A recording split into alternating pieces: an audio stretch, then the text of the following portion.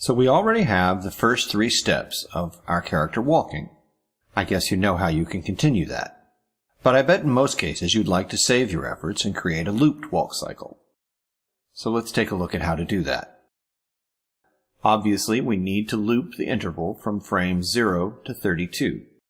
But we exclude frame number 32 because it's exactly the same as frame 0. We don't want to repeat it twice.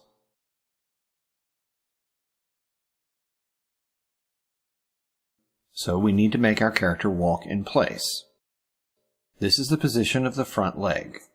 Now in frame 32, we want to move the whole group backwards, so the front leg is aligned to its original position.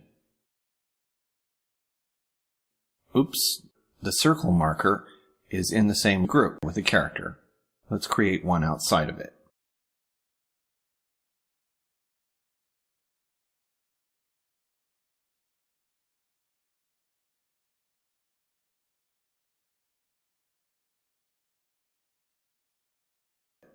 And now we can move the group.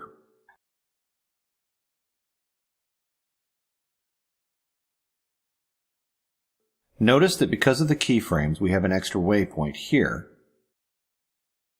but we need the whole character motion to start from 0. So let's fix it.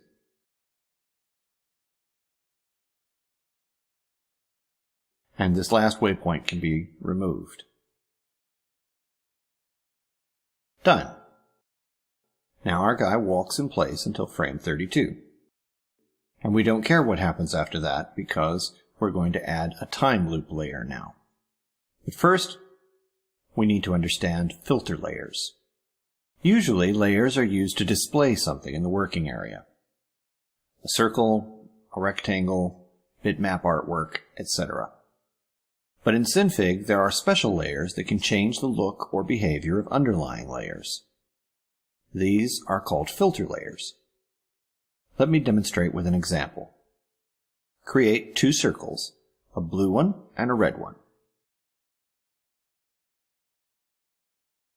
Select the upper circle, right-click it and choose New Layer.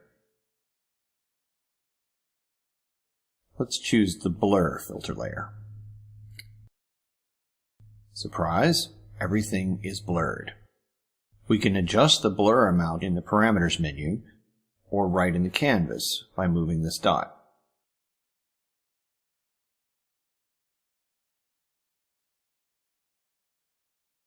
Filter layers only affect layers below them.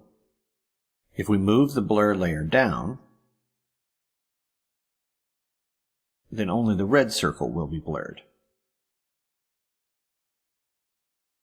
But what if we'd like to blur only the blue circle above it and keep the red one unchanged? To do that, just move the layer up above the blue circle and group them together.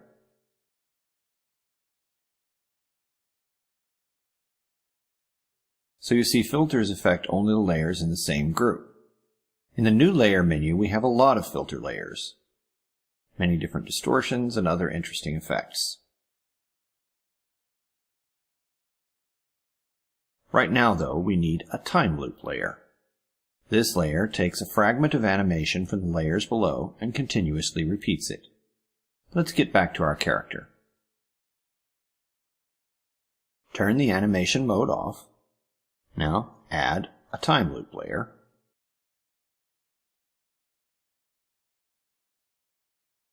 Set its duration to 31.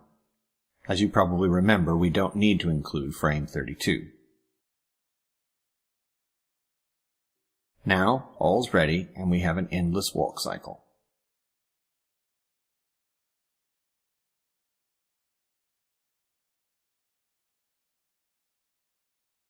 Let's save the file.